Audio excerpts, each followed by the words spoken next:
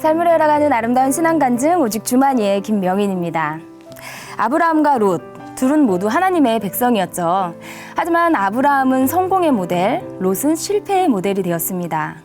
롯의 믿음은 자신의 이익과 가정, 자신의 사업만을 생각했고 그래서 비옥하고 풍요로운 들이 있는 요단을 택했습니다.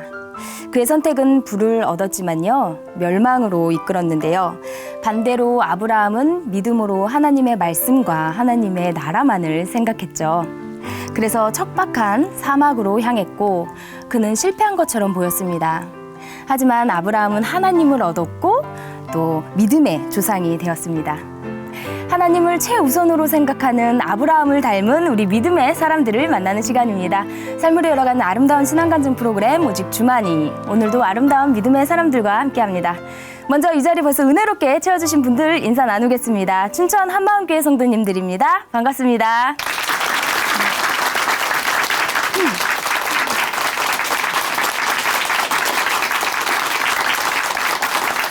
네, 오늘 첫 번째 출연자 만나보겠습니다. 이분은요, 귀가 얇고 마음이 연약했던 분입니다. 어려서부터 조용히 있는 듯 없는 듯 그렇게 존재감이 없이 살아왔고요. 또 스스로 결정하는 법이 없고 다른 사람들이 추천해 주는 것과 결정해 주는 것에 무한 순종하는 그런 분입니다. 학교도 그렇게 떠밀려서 춘천교대에 들어가고 춘천 한마음교회 기숙사에 들어가게 되었다고 합니다. 그때부터 겪었던 사건, 사고들, 속에 담아두었던 이야기들 들려주신다고 합니다. 어떤 이야기인지 궁금한데요. 춘천 한마음교회 김은진 자매님 박수로 모십니다.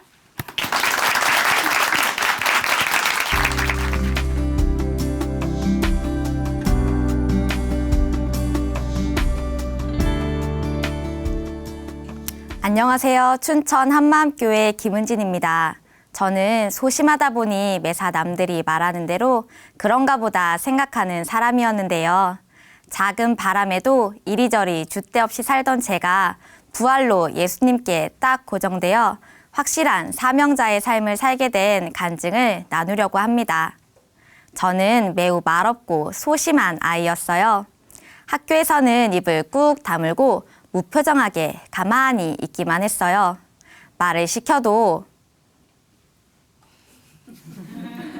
이걸로 의사표현을 하니 있는지 없는지 모르는 존재감 없는 아이가 되었죠. 제가 얼마나 말이 없었는지 초등학교 4학년 때 선생님께서는 은진아, 너 입 좀 벌려봐라. 입안에 거미줄 생기는 거 아니니? 하실 정도였어요. 저도 이런 제가 답답했고 고치려고 노력도 해봤지만 잘 되지 않았어요. 새로운 환경을 만날 때마다 이번에는 적극적으로 생활해야지 다짐했지만 항상 실패로 끝나고 여전히 소심한 아이의 모습 그대로였습니다. 특히 제 결정적인 단점은 우유부단하다는 거였어요. 제가 옷을 사는 방법은 딱 2가지였는데요. 점원이 어머 언니 이거 딱 언니 옷이다 하거나 같이 간 가족들이 그거 괜찮네 예쁘다 그걸로 해 하면 그런가 보다 하고 그대로 샀어요. 미용실은 특히 제게 큰 상 같았는데요. 손님 어떻게 오셨어요? 어디를 얼만큼 어떻게 해드릴까요? 하고 친절하게 묻는 미용실은 그 다음부터 절대 가지 않았어요. 제가 앉으면 알아서 척척 해주는 미용실을 골라 찾아다녔죠. 소심한 제가 세상에서 살아남는 방법으로 선택한 것이 대세를 따르라 였습니다. 그런데요, 이게 심해지니까 제 자신에 대해서도 흐리멍텅해지는 거예요. 제가 학교 입학하면서 가장 어려웠던 게 기초조사표에 취미, 특기, 장래희망을 쓰는 거였는데요. 내가 뭘 좋아하고 뭘 잘하고 뭘 하고 싶은지 모르겠더라고요. 그래서 장래희망을 쓸 때는 철저히 대세를 따라 움직였어요. 누가 요즘은 공무원이 최고지 하면 그런가 보다 하고 따라했고 또 다른 누군가 에이 무슨 소리 여자 직업으로는 교사만 한 게 없지 하면 그런가 보다 하고 또 따라했어요. 그렇게 무조건 대세에 따르던 저는 고등학생이 되어서도 변하지 않았어요. 친구들이 야야 취직하려면 전문대가 좋대 하면 그런가 보다 하고 전문대를 꿈꿨고 또 다른 친구가 아니야, 등록금이 싼 국립대가 짱이야 하면 그런가 보다 하고 국립대를 꿈꿨어요. 이렇게 줏대 없던 저를 등 떠밀어준 분은 담임 선생님이셨는데요. 담임 선생님은 제 의지와 상관없이 성적에 맞는 대학을 추천해 주셨고 저는 또 그런가 보다 하며 국립대 하나, 교대 하나, 두 군데 대학에 수시를 지원하게 되었어요. 감사하게도 저는 춘천교대에 합격하게 되었는데요. 문제는 대학엔 붙었지만 학교 기숙사엔 또 떨어진 거예요. 집안 사정상 자취가 어려웠던 저는 고민에 빠졌어요. 그때 제 머리를 스쳐가는 한 분이 계셨는데요. 가끔 예수님 얘기를 전해주시던 우리 학교 국어 선생님이셨어요. 선생님은 춘천에 싸고 좋은 기숙사를 알고 있으니 춘천으로 대학을 가게 되면 연락하라고 항상 말씀하셨거든요. 그곳은 춘천 한마음교회에서 운영하는 대학생 기숙사였고 선택의 여지가 없던 저는 선생님의 소개로 교회 기숙사에 가게 되었습니다. 저는 그전까지 한 번도 교회를 가본 적이 없었어요. 가족이나 당시 담임 선생님께서는 교회 기숙사로 가는 저에게 이렇게 말씀하셨어요. 교회는 맞는 사람이 있고 안 맞는 사람도 있다. 일단 살아보고 안 맞으면 바로 나와도 된다. 교회라는 곳은 저에게 단지 기숙사에 살기 위한 의무 조건, 그 이상도 그 이하도 아니었어요. 대학생이 되어서도 제 성격은 변하지 않더라고요.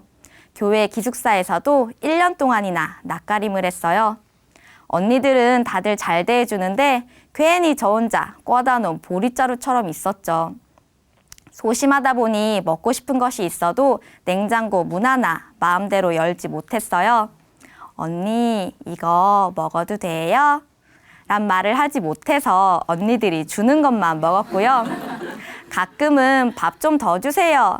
란 말을 못해서 언니들이 주는 만큼만 먹기도 했어요. 그렇게 기숙사 식구들을 따라 교회에 나가기 시작했는데요. 아직도 처음 교회에 갔던 그날을 잊지 못해요. 캄캄해진 기도 시간에 저 혼자 눈 뜨고 사람들 구경하느라 바빴거든요. 완전 신세계였어요. 예수님의 예자도 모르던 저에게 누군가 은진아, 예수님이 십자가에서 죽으시고 3일 만에 부활하셨어 하고 확신 있게 말씀을 전해주시면 저는 그런가 보다 했어요. 또 다른 분이 은진아, 예수님이 부활하셔서 천국과 지옥이 있다는 것이 확증되었어 하면 저는 또 그런가 보다 했어요. 항상 대세에 따르는 것에 익숙하다 보니 교회 안에 있으면 예수님이 진짜 하나님인 것 같고 천국과 지옥도 진짜 있는 것 같았어요. 하지만 문제는 교회 안에서는 예수님이 있는 것 같은데 밖에 나가면 줏대 없이 흔들린다는 거였어요. 처음 듣는 말씀에 푹 빠져있던 저는 대학 동기에게 큰 용기를 내어 예수님이 부활하셨대. 너도 알아? 하고 물었더니 그 친구는 표정이 심각해지며 반응이 없었어요.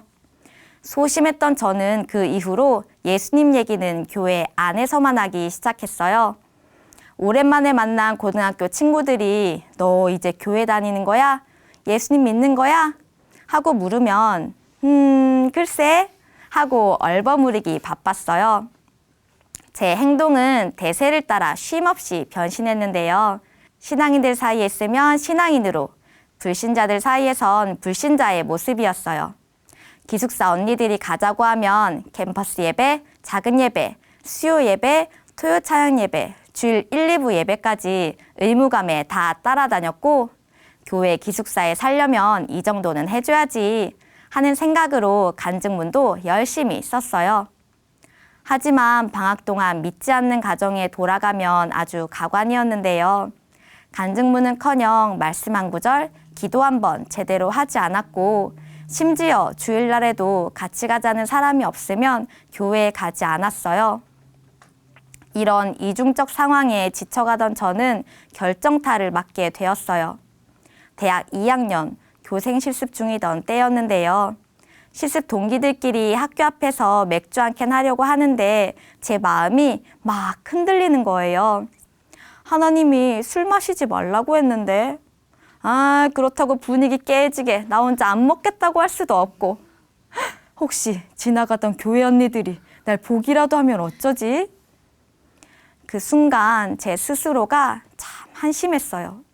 이도 저도 아니고 이게 도대체 뭐 하는 건가 싶었죠. 이대로 가다간 평생 질질 끌려다니겠구나 생각하니까 그것만큼 비참한 일도 없을 것 같은 거예요. 그래서 저를 흔들리게 하는 모든 것을 끊어내 보았어요. 흔들리는 상황에 가지 않으면 되지 않을까 싶어서 집에도 안 가고 친구도 안 만났어요. 하지만 얼마 안 가 여지없이 흔들리는 저를 발견하게 되었습니다. 상황을 피한다고 될 일이 아니었어요. 제가 할 수 있는 방법을 다 써봤는데도 안 되니까 그제야 하나님께 간절히 엎드리기 시작했어요. 당시 제 기도 제목은 하나였어요. 하나님, 제발 제가 흔들리지 않는 믿음을 갖게 해주세요. 그렇게 기도하는데 언덕길을 올라가는 수많은 사람 중 제 모습이 떠올랐어요. 남들은 신앙이면 신앙, 세상이면 세상, 둘 중 하나만 들고 가는데 전 세상과 신앙, 남들보다 2배나 큰 짐을 지고 가더라고요. 신앙도 제겐 남들에게 보여야 할 하나의 의무이자 짐이었어요. 신앙을 가지면 더 기쁘고 행복하고 가벼워야 하는 건데 왜 난 거꾸로 됐지? 생각하는데 목사님께서 예배 시간마다 수시로 하시던 말씀 하나가 생각났어요. 진리가 우리를 자유케 하는 것을 믿습니까? 진리가 우리를 자유케 한다고? 그럼 내가 자유하지 않은 건 진리가 없다는 건가? 그때서야 제 안에 처음으로 진리에 대한 진지한 고민이 시작됐어요. 전 그동안 그 무엇도 절대적인 건 없으니 대다수의 의견을 따르는 것이 가장 합리적인 거라고 생각하며 살았어요. 종교도 마찬가지였어요. 사람마다 취향마다 맞는 종교가 따로 있다고 생각했죠. 그런데 진리라는 건 절대적인 거잖아요. 백과사전에 진리 하고 검색해 보니까 모든 현상이나 경험을 초월한 언제나 변하지 않는 것이라고 나오더라고요. 과연 절대 변하지 않는 것, 누구나 인정할 수 있는 것이 진짜 있을까? 확실한 진리가 있다면 저도 더 이상 이리저리 흔들리지 않을 수 있을 것 같았어요. 그렇게 한창 진리에 꽂혀 있던 중 예배 시간에 사도행전 말씀이 선포되고 있었는데요. 하나님께서 모든 사람에게 믿을 만한 증거를 주셨다는 거예요. 누구도 부인하지 못하게 역사 속에 딱 박아놓은 확실한 사건. 그건 바로 예수님의 부활이었어요. 부활은 갑자기 짜잔 하고 일어난 사건이 아니더라고요. 성경의 약속대로 오셔서 성경의 약속대로 죽으시고 성경의 약속대로 살아나신 예수님. 세상 누구도 따라할 수 없는 방법으로 이미 증거를 딱 새겨놓으신 거였어요.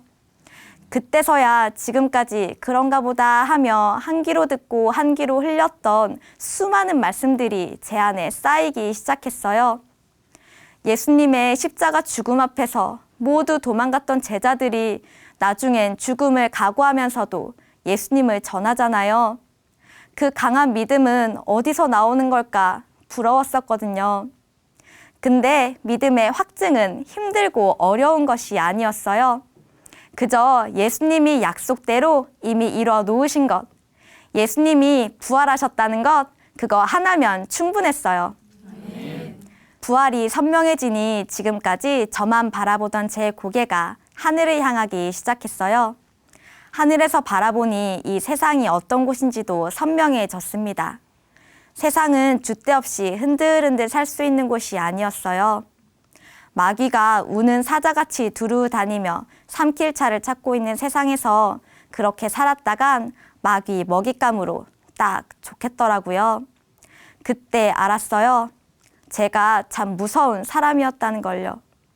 심지어 세상이 그렇다면 예수님도 버릴 수 있는 사람, 그게 바로 저였어요. 십자가 죽음 앞에서 예수님을 모른다고, 저주하면서까지 모른다고 부인했던 베드로의 모습이 바로 저였어요. 하나님, 제가 예수님을 믿지 않았습니다.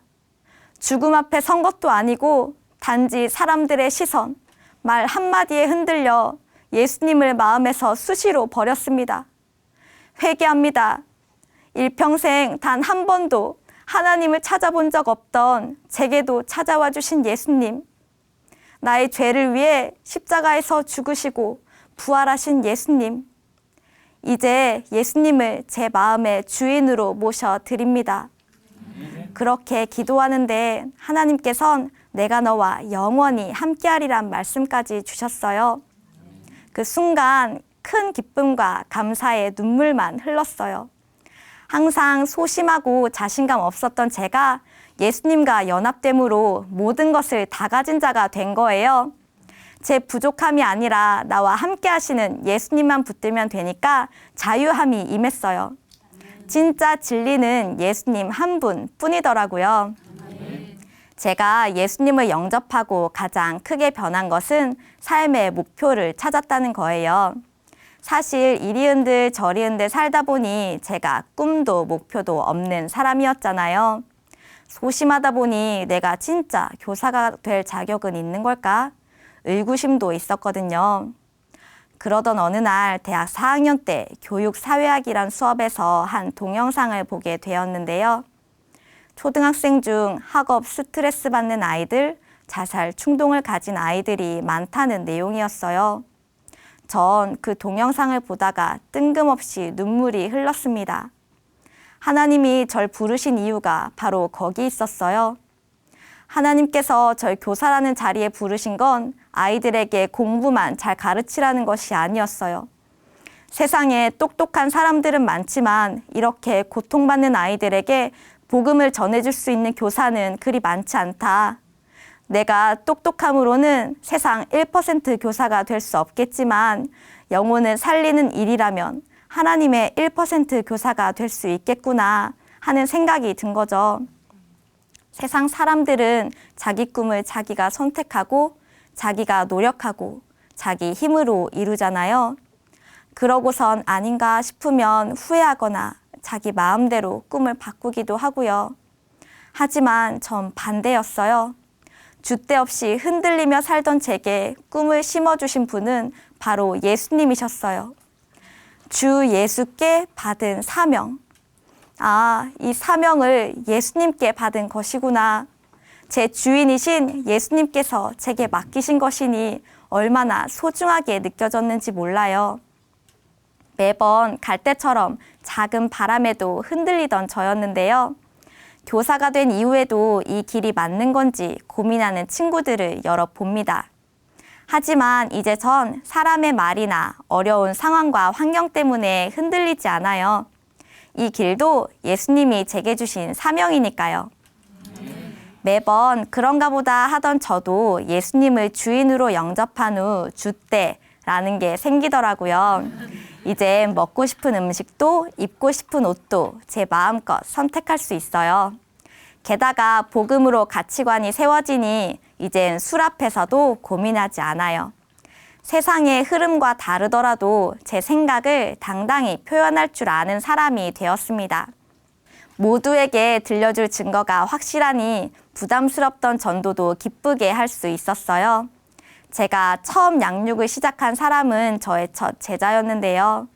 친구에게 지우개 빌려달란 말을 하지 못해 눈물을 뚝뚝 흘리는 마치 어린 시절 저를 보는 듯한 아이였어요. 전 제가 변했듯 이 아이도 복음으로 변할 수 있다는 확신을 가지고 아이와 함께 예배를 드리기 시작했어요. 어느 날은 요한복음 13장 말씀 중 마귀가 사람들의 마음에 나쁜 생각을 넣어주기도 한다는 이야기를 해주고 있었는데요. 이 아이가 맞아요, 선생님. 저도 죽고 싶었던 적이 많아요. 하는 거예요. 저는 깜짝 놀랐어요. 저는 얼른 그 아이 손을 잡고 아니라고. 예수님이 널 얼마나 사랑하시는데 전능자 하나님이 널 위해 생명을 버리셨어. 넌 사랑받기 위해 태어난 사람이야. 하고 얘기하는데 눈물이 핑 돌더라고요. 그날 아이는 회개하고 예수님을 주인으로 영접했고 그날 우리는 예수님 때문에 함께 울고 함께 기뻐했습니다. 또 어느 날은 1년에 한 번 연락할까 말까한 중학교 동창을 우연히 만나게 되었는데요. 이 친구가 신앙이 없던 제가 어떻게 예수님을 믿게 되었는지 무척 궁금해 하더라고요. 그래서 부활하신 예수님을 전하게 되었어요. 전 그저 복음만 전했을 뿐인데 이 아이에게 놀라운 변화가 시작됐어요. 알고 보니 이 친구는 어려서부터 ADHD, 주의력 집중 장애 때문에 학교 생활은 물론 직장 생활에서도 많은 어려움을 겪어왔더라고요. ADHD를 고쳐보려고 정신과에 찾아가 상담도 받고 약도 복용했지만 효과는 잠깐이고 오히려 약 없이 살 수 없는 지경까지 이른 거예요. 하지만 복음을 듣고 예수님을 주인으로 모신 친구는 몇 년간 복용했던 약을 딱 끊고 예수님을 붙들고 있어요. 모든 사람에게 동일하게 적용되는 복음의 능력은 정말 놀라웠어요. 게다가 그렇게 소심하던 저도 당당히 복음을 전할 수 있음에 감사하게 되었습니다. 바람에 흔들리는 갈대처럼 줏대 없이 살던 저는 이제 더 이상 흔들리지 않습니다. 모든 사람이 믿을 만한 증거인 부활로 예수님이 하나님이시고 제 주인이신 것이 확증되었기 때문이에요. 앞으로도 굳건한 믿음으로 귀한 사명 감당하겠습니다. 감사합니다.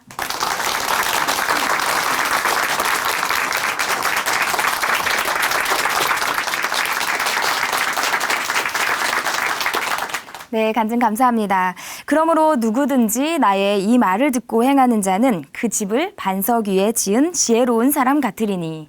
마태복음 7장 24절 말씀인데요. 이제는 사람들의 말에 흔들리지 않고 오직 반석이신 예수님을 따라 사는 모습, 우리 모두에게 본이 되는 진정한 믿음의 삶이 아닌가 싶습니다. 네, 오직 부활하신 예수님을 따라 살아가는 우리 자매님, 앞으로도 더 많은 이들에게 복음을 전해주시기를 기대하겠습니다. 우리 김은진 자매님께 다시 한번 큰 박수 보내드릴게요.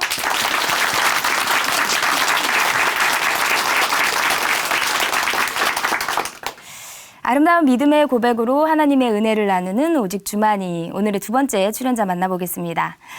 사람은 사랑과 칭찬을 먹고 자란다고 하죠. 이번에 나오실 분은요, 그 사랑과 칭찬에 항상 목마른 삶을 살았던 분입니다. 어려서부터 바쁜 집안일에 부모님의 사랑을 빼앗기고 칭찬받을 일에도요, 당연하다, 이런 식으로 격려를 들었는데요. 그래서 이분 자상하고 배려심 많은 남자를 만나서 결혼을 했습니다. 그런데요, 효자였던 남편은요, 결혼 후 시부모님을 더 챙기는 모습에요, 이분이 상처가 되기도 했다고 합니다. 그래서 항상 이 남편의 사랑에 목말라 했는데요. 과연 어떻게 되었을까요? 함께 만나보겠습니다. 춘천한마음교회 유승희 자매님 박수로 모십니다.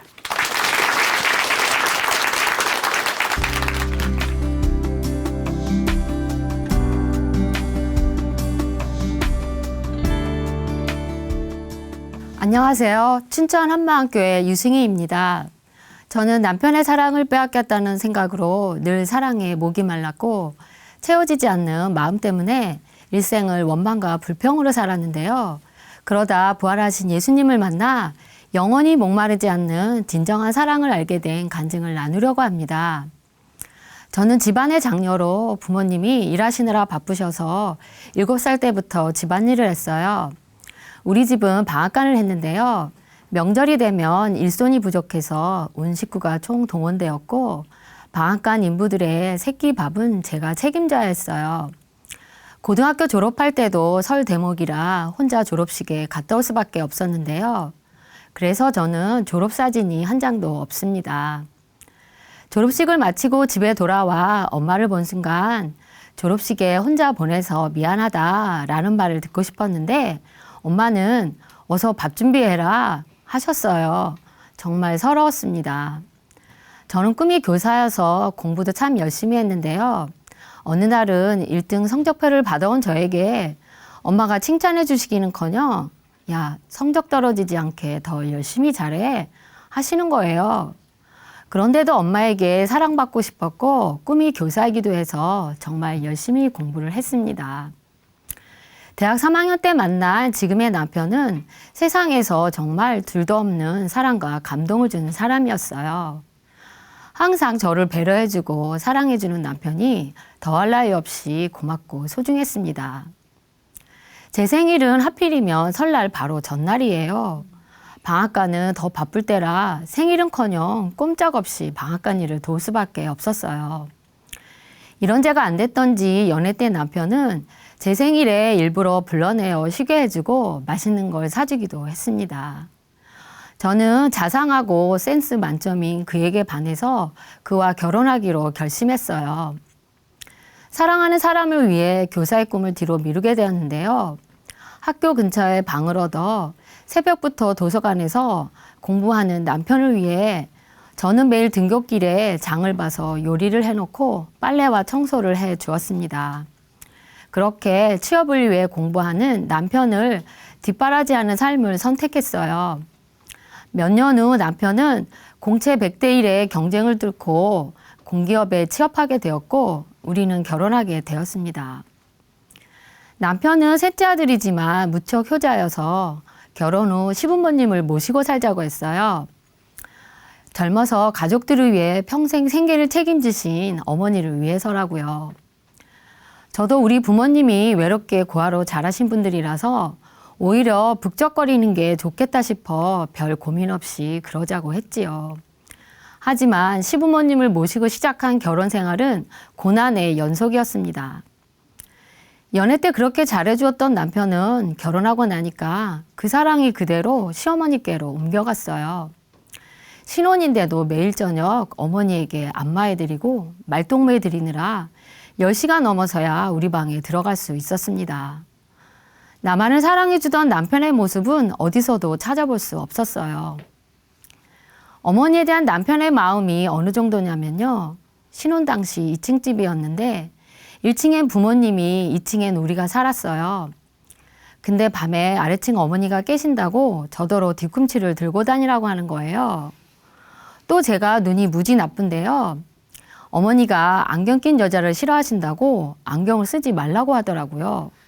그 당시 전 각막이 많이 손상되어서 렌즈를 끼면 안 될 상황이었는데 잘 때까지 렌즈를 빼질 못했답니다. 이런 삶이 계속되자 나한테 어떻게 이럴 수가 있지? 내가 자기한테 어떻게 했는데 속은 거 아냐? 하는 생각이 들기 시작했어요.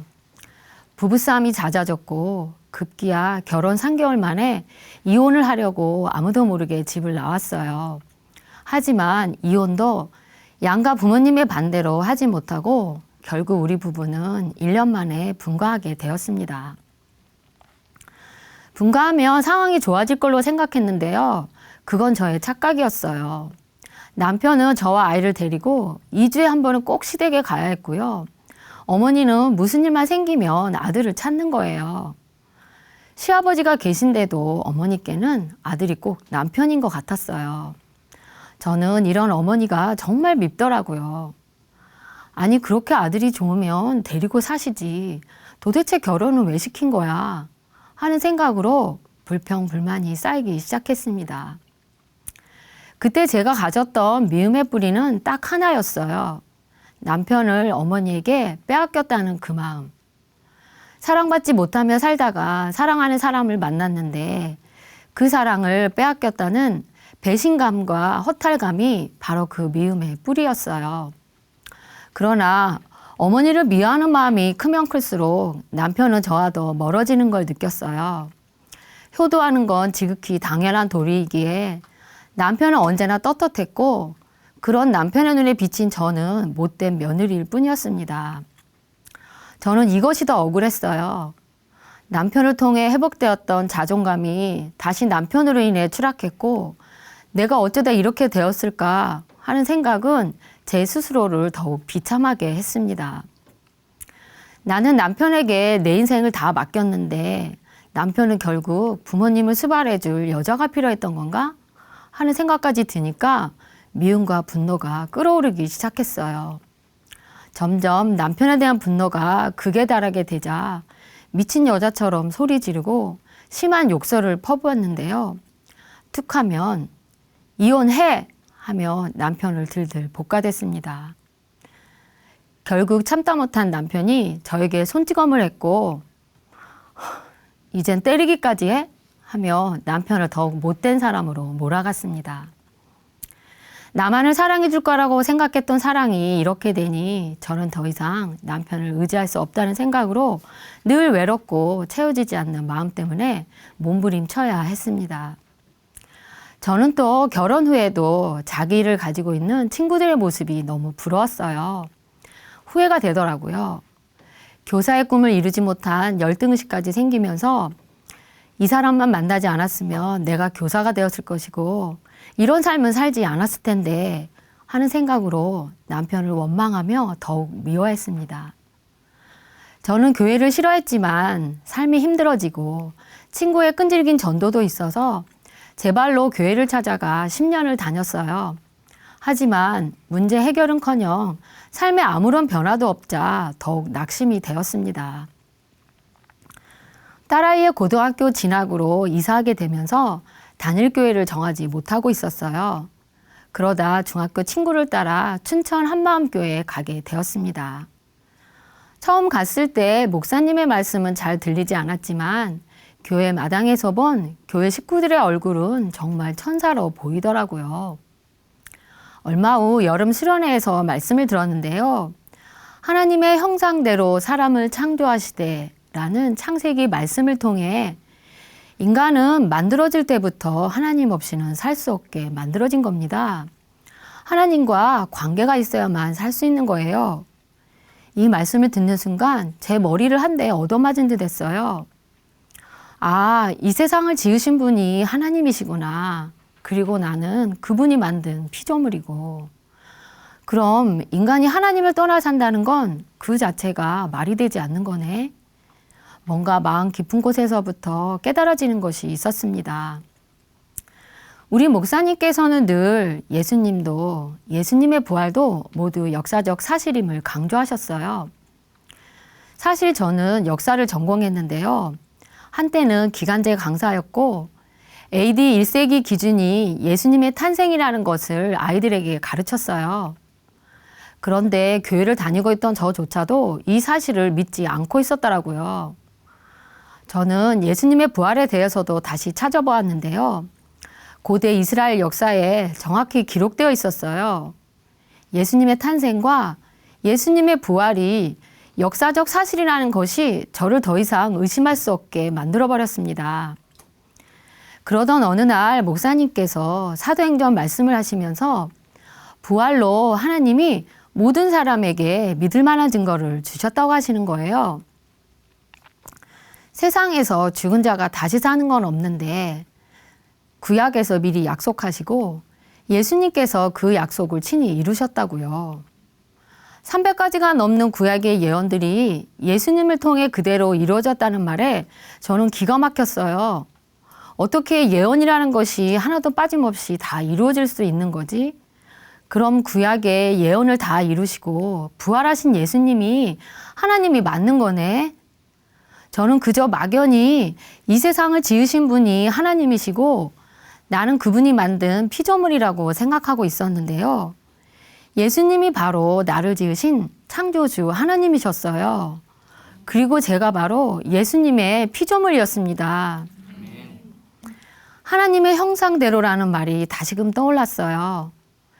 내가 하나님의 형상이라는 것은 하나님의 자녀라는 것인데 자녀가 죽으니까 살리러 오신 거였어요. 하나님을 마음에서 버린 죄로 인해 저는 하나님의 사랑에서 떠나 있었어요. 그런데 예수님께서 자녀인 저에게 영원한 사랑을 주고 싶으셔서 저의 죄를 대신해서 죽으신 거예요. 세상 사랑에 목말라 방황하고 있는 저를 살리시기 위해 그 몸 버리셨고 급히 흘려 저를 건지신 거였어요. 그리고 그의 생명 안에 거하게 하시고 그의 사랑 안에 함께 하시기 위해 부활하신 거였어요. 전능자의 사랑 앞에 저는 무릎을 꿇을 수밖에 없었습니다. 예수님께서 부활하셔서 영원한 사랑을 주었는데도 남편에게 사랑을 달라고 구걸하며 나만 보라고 나만 사랑해달라고 하는 괴물 같은 저의 모습이 보였어요. 그 순간 예수님이 저에게 이렇게 말씀하시는 것 같았어요. 승희야, 네가 45년 동안 얼마나 목이 말랐니? 네가 그토록 찾는 사랑은 바닷물 같은 거야.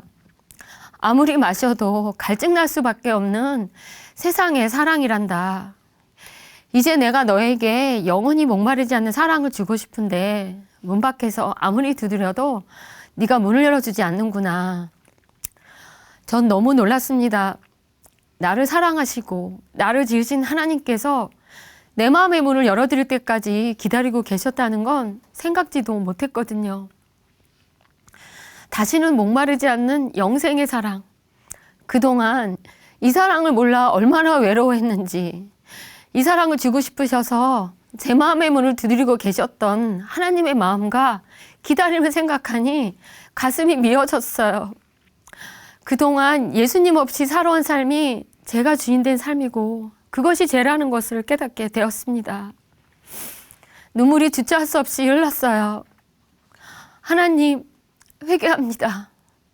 예수님 안 믿고 제가 주인되어 살았던 죄를 용서해 주세요. 그리고 예수님, 제 마음에 들어오세요.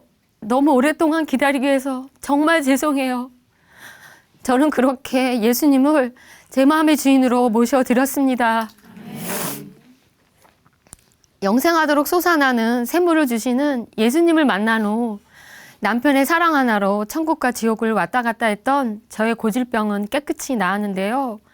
남편은 사랑을 받기 위해 욕심낼 대상이 아니라 예수님의 사랑으로 섬겨야 할 사람이라는 것이 깨달아졌어요.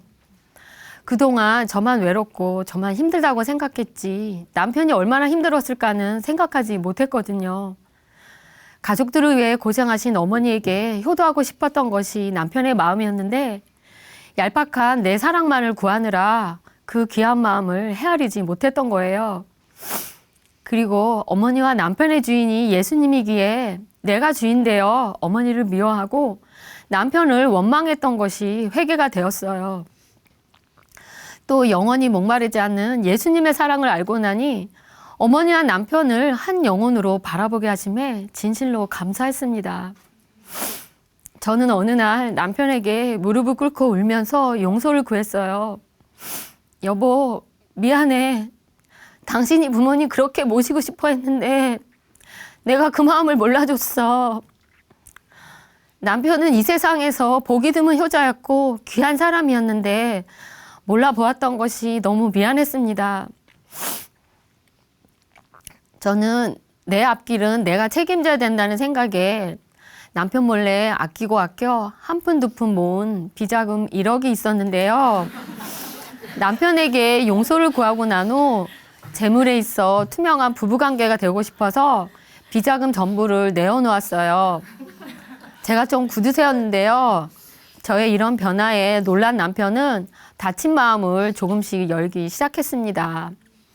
3년 전 남편은 직장 생활이 너무 힘들다며 명퇴를 하겠다는 거예요. 예전에 저라면 당장 현실이 두려워서 안 된다고 했을 텐데 오히려 측은한 마음이 들더라고요. 생활력 강한 사람인데 얼마나 힘들면 그만둔다고 할까. 회사에서 승진의 압박으로 공황 장애까지 보이는 남편이 안쓰러워 그만두라고 했어요. 남편은 저의 이런 반응에 놀라면서도 한편으로는 너무 고맙다고 하면서 바로 명퇴를 하였습니다. 그리고 나서 오래전부터 하고 싶었던 농사를 짓게 되었어요. 저는 매주 서울에서 청양으로 음식을 나르며 남편을 정성껏 섬겼어요. 일주일치 반찬을 해놓고 외로운 남편의 얘기를 들어주었습니다. 그때 무거운 음식을 들고 날랐고 또 많은 양의 음식을 하고 메론 농사도 돕느라 팔꿈치가 다 망가졌는데요. 남편이 너무 사랑스러워 섬기는 것도 힘든지도 몰랐던 가장 행복한 시간이었어요. 이때가 우리의 신혼이었던 것 같아요. 하나님께서는 이 모든 걸 넉넉히 감당할 수 있는 체력을 주셨고 교회 다니는 걸 핍박하던 남편의 마음도 많이 열렸습니다. 남편은 지금 화천에서 펜션을 운영하고 있어요. 이 가운데 하나님께서는 귀한 만남을 주시고 복음을 들을 수 있는 기회를 주시고 계셔요. 지금까지 인도해 주신 모든 과정을 생각하면 남편을 향한 하나님의 마음이 보이는 듯해요. 머지않아 예수님을 만나게 해달라를 기대하고 있습니다. 메시아를 만난 사마리아 여인이 즉시 물동이를 버리고 동네로 들어가 복음을 전한 것처럼 진짜 사랑을 찾은 제게도 예수님의 사랑을 전하겠다는 마음이 부어졌어요. 남편의 사랑만을 갈망하며 나만 보았던 저의 시야가 이제 주변의 영혼들을 보면서 그들을 살려야겠다는 마음이 들었어요. 교회 자매들과 공원에 나가 일주일에 한 번씩 길거리 전도를 하고 있는데요.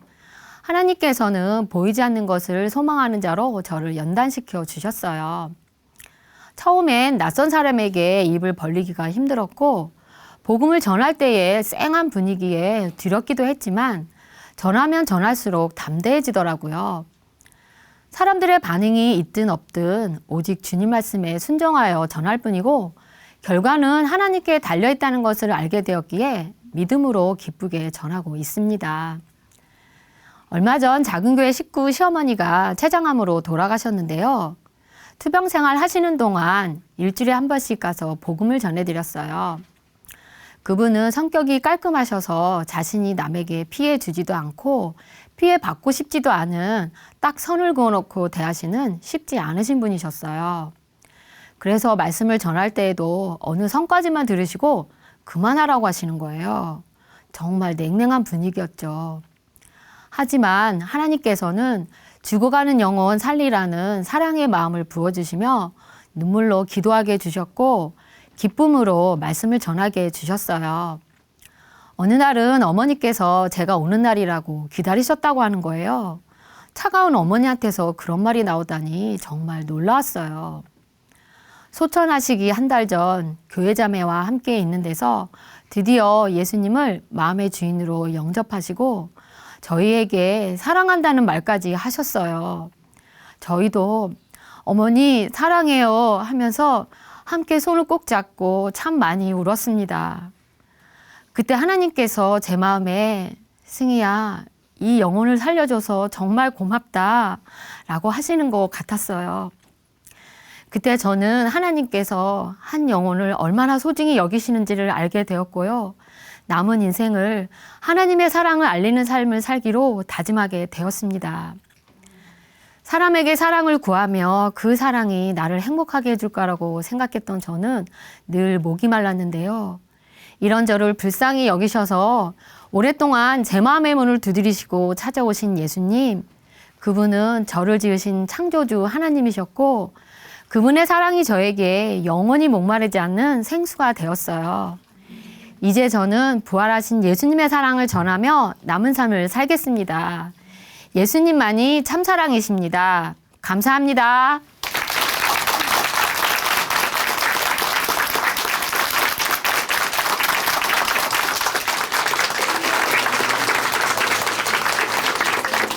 네, 간증 감사합니다. 세상의 사랑은 마셔도 갈증나는 바닷물 같다는 말씀, 정말 마음에 와닿는 말씀입니다. 하나님으로부터 흘러나오는 영원히 목마르지 않는 사랑의 샘물, 그 샘물을 발견했던 사마리아 여인이요, 동네를 두루 다니며 예수님을 전했는데요. 예수님의 사랑을 알게 된 우리 자매님도 복음에 목숨 거는 자매님이 되셨네요. 앞으로도 결코 마르지 않는 하나님의 사랑으로 매일매일 풍성한 은혜와 사랑이 넘치는 자매님의 삶 되시기를 축복합니다. 유승희 자매님 간증 감사합니다. 다시 한번 큰 박수 보내드릴게요.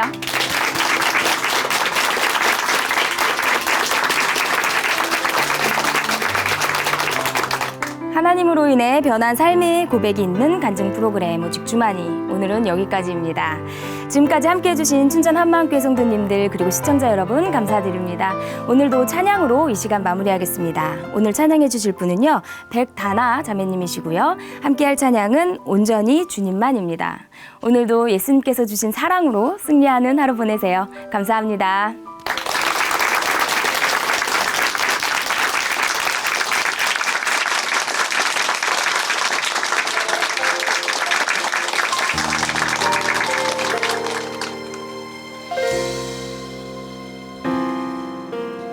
영원한 나의 노래가 되신 주, 모든 영광 홀로 받으소서.